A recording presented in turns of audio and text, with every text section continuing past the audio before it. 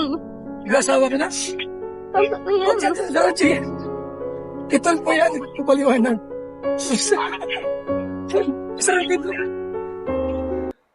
So yun na nga guys, good morning, good afternoon, and good evening po muli sa inyo lahat. Ito muli ang inyong lingkod at tayo nagbabalik para magbigay na naman po ng isang reaksyon regarding nga po dito sa pangyayari habang nagpe-prepare sa kasalan itong mga kamag-anak ni Kuya Bal, mga anak niya at mga ilang Kalingap Angels ay wala silang kaalam-alam, lalo na si Kalingap Rab. Wala silang kaalam-alam na nakasalang na pala sa Tulfo. Si Kuya Bal at ang nakakaalam lang ay sina Grace, yung isa pong adopted daughter ni Kuya Bal at yung wife ni Kalingap Rab, si Ma'am Jackie po. So, tingnan po natin kung ano yung eksena guys. So, samahan po ninyo ako. So, let's go! Bro. Ha? Tinutulpo na si Papa niya. Si Kuya Bal. Tinutulpo na ni Biancy. So yun guys, no? Kagaya ng nakikita po natin ay medyo relax pa si Kalingap Rab doon at hindi pa niya alam na nakasalang na pala sa Tulfo si Kuya Bal.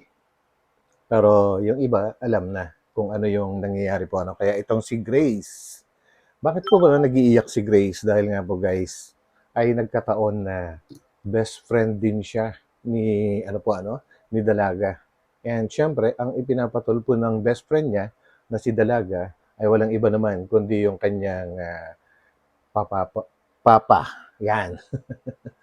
Grabe medyo para kay Grace, medyo ipit yung kanyang emosyon doon dahil isang best friend at isang tatay ay parang nagkakaroon ng, alam niyo na, misunderstanding po at ang masaklap sa Tulfo nangyari.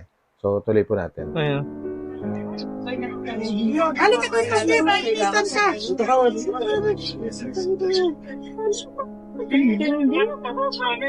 Yes, sir. Ay, swingin nung content namin. Iba po, sir. Para mag-swing. Sobrang sila? Dapat mo nga sa jogan din daw. Wala silang maawa. Ano yan, Ray? Bro, umiyak. Po, bridesmaids po. Stand by lang po dito. Tatawagin na lang po kayo natin. Grabe, mag-uumpisa na pala, no? And kagaya ng nasabi ni Kuya Val, guys, sa isang vlog niya na si Governor Dong Padilla ay nandun na po sa loob and inaantay niya si Kuya Val. Hindi alam ni Governor kung ano nangyayari kay Kuya Val kasi wala pa, hindi pa bumabalik, no? Hindi pa bumabalik sa loob.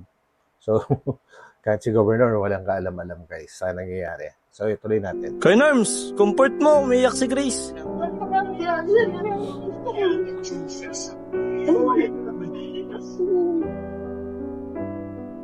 Si Carlo. Hello, Carla. Kasal pati. Ito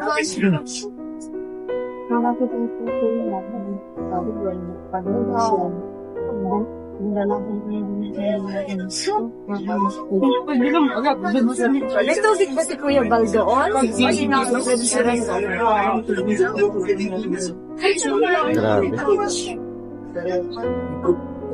Grabe.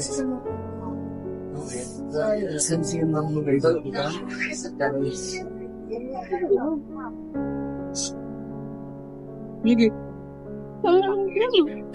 Tama na yan. Nag-asawa ka na? Tama na yan.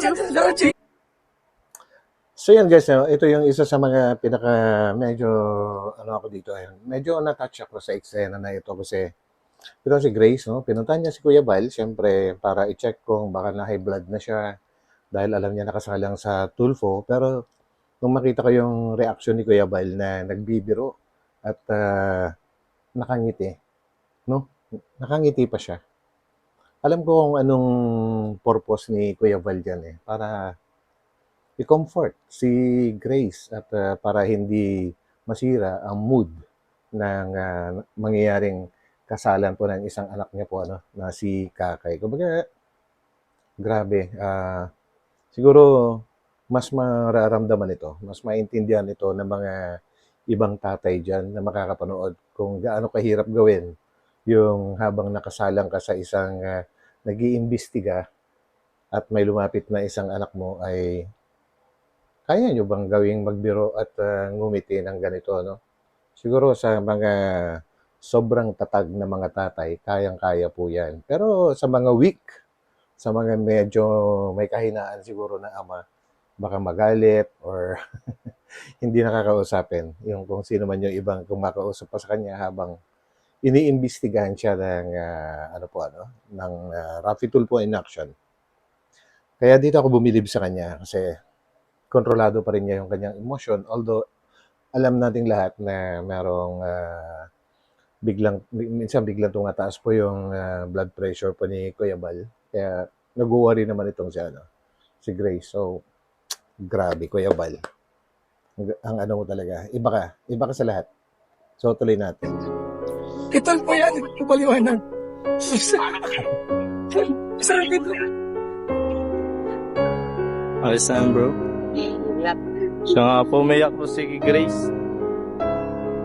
Ano daw, balita? Pinuntahan ni Grace si Kuya Bal at baka daw ma-high blood dun. Nagpapaliwanag ba sa Rapitol po, kuya? Close niya kasi si Biancy. Sa best friend, magbabarkada kami noon eh. Kaya medyo masakit kay Grace, naiipit siya eh. Naiipit siya sa gitna. Best friend niya, tapos si father niya pa, si Kuya Bal. Sakit niya sa damdamin. Pati si Ate Jack nag-iiyak rin.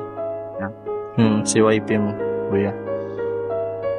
Well, Alam ko kung siguro kung wala lang camera ngayon dito na nakatutok kay Kalingap Rab, siguro maglalabas din ito ng emosyon dahil sa nangyayari.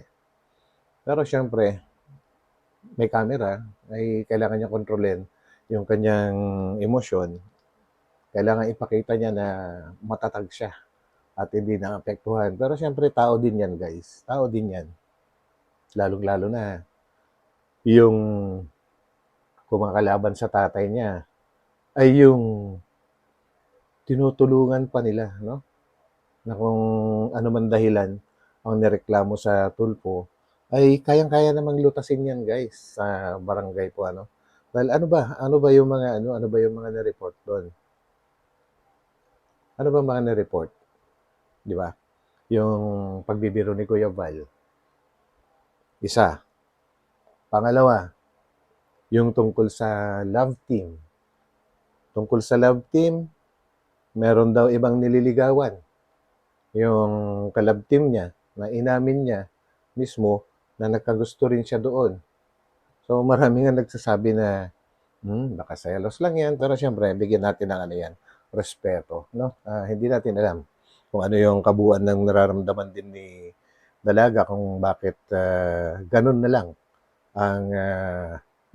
lang kabuo ang kanyang loob para dalhin sa isang mas malawak na social media na na kagaya ng Rapi Tulfo, mga rin po yan, vlogger din po, no? Mga vlogger din. And mas malawak po yung kanilang mga supporters. Nasa 30 million po yata. So, ibig sabihin, mas marami nakakaalam. And of course, mapapahiya si Kuya Baldon, no? Sa mga simpleng ni-report doon, no? Grabe. Siyempre. At alam ko na sobra sama ng loob ni Kuya Bal, guys. Dahil may mga nasabi si Dalaga doon na parang kung tutuusin ay parang kailangan ding patutuhanan niya yon dahil parang may plano rin yata si Kuya Val na ipatawag din sa barangay si Viancy dahil sa mga sinabi niya kagaya ng bago daw umalis ang mga beneficiaries ay sinisira ang kanilang mga dignidad. Naku, mabigat na bintang yan, guys. Pagka yan, hindi napatunayan, naku. Siguro cyber libel, pwede yun kasi naka-airy siya sa national TV, no? Kung hindi niya mapapatunayan. Yun lang naman, pagpapaliwanagin lang naman. And dinamay pa yung ibang Kalingap Angel na kung saan ay itong si Erica na iba naman ang kaso nun guys. Pero isa lang din ang ano nila, mga nawakwak kung tawagin. No, pare-pareho lang. Kakaiba lang ng kwento. So yun, and pwede naman sanang pag-usapan yan sa barangay kagaya ng suggestion ni Kuya Val at sinadya pa nga ni Kuya Val sa bahay nila ang mga magulang ni Biancy para kausapin. Kanya nga lang, iniwasan siya. Iniwasan po siya. Kaya siguro, kaya iniwasan dahil nakaplano na or nakabook na dun sa Raffy Tulfo in Action yung kanilang pagrereklamo. Siguro lang naman. I'm not sure of that. Pero kung i-analyze mo, ay parang ganun din kasi kaunting panahon na lang at nangyari na guys. Kasi sa pagkakaalam ko lang, ay pagka pumunta ka sa Raffy Tulfo in Action, kailangan mo talagang magpa-book, no? Kasi maraming nagpupunta doon. So hindi natin alam kung kailan sila na-book. Pero ang pinaka masaklap, natapat pa talaga sa kasal ng isang anak ni Kuya Val. Kaya nagkaroon ng ganitong maemosyon na pangyari. And syempre nakakasama ng loob talaga yon kasi mixed emotions na yan eh. Halo-halo na mararamdaman dyan. So yun guys. That's life. Yan talaga ang buhay. Yan ang totoong buhay. Ganun talaga. May reklamo sila eh. So, kailangan talaga harapin. Wala tayong magagawa. Karapatan nilang magreklamo. Pero sana Actually guys, marami ding mga nagbabanggit na may alam sa batas, no? Na kung gugustuhin ni Kuya Val na hindi tanggapin yung call ng Raffy Tulfo in Action, pwede naman daw po yun. Pwede naman daw po. Pero hindi ko alam kung bakit. Pero naririnig ko and may mga nababasa tayo na nagpo-post na iba-ibang may alam din sa batas, no? Sa pag-usap man lang, tuloy. pinuntahan ni Kuya Bal, di ba? Sana Di nakipag-usap man man lang. nila, Kasi nagpunta naman si Papa sa bahay nila, pero walang tao doon. okay. Sa akin lang, basta mamaya, huwag masira yung energy natin mamaya sa kasal. Kalimutan natin yan. Kasal to ni Kakay, yung kapatid ko. Ayoko naman masira yung kasal niya ng ganito. Dahil lang yan. So, mamaya, kalimutan na muna. So yun guys, no? Yun pa rin. Siyempre, kailangan kahit anong mangyari, tuloy pa rin yung kasal ng kapatid ni Kalinga Prab, anak ni Kuya Val. Alam nyo ba guys, noong April 13, no? Parang nagpaalam po ako sa president namin sa Karepa na kung pwede na mag-vlog din ako. Kasi meron din ako mga tinutulungan dito. Hindi ko lang kinukuhanan ng video. At pinayagan naman ako. So, nagplano po talaga ako. Nito lang, nakaraang buwan. Papakita ko po yung yung usapan namin at pagpapaalam ko. At sinabi okay naman daw, no? Na mag-vlog na rin ako. I-vlog ko yung ibang tinutulungan at baka daw may manood. Ganun lang, baka mag-viral. So yun guys, pero nakakatakot palang mag-vlog guys. Pwede palang mangyari kahit kanino ito, no? Na pagka yung mismong tinutulungan mo, pwede ka palang ireklamo, no? Sa mga dahilan na hindi ko alam kung para sa iba ay malaking dahilan yan. Kung para sa iba naman ay maliit na dahilan lang, iba-iba eh. Ang importante, nireklamo ka sa national TV. Yun yung masaklap. So, nakakatakot palang tumulong minsan, no?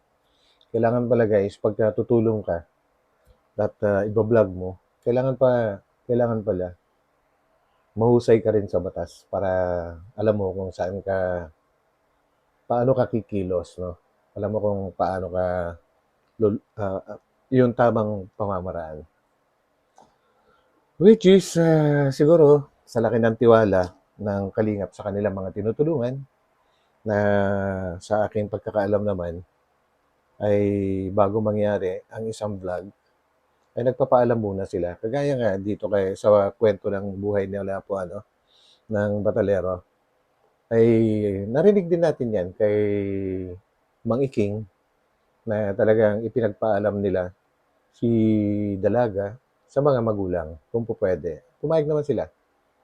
And umabot sa hanggang part 98 ba? Or 99?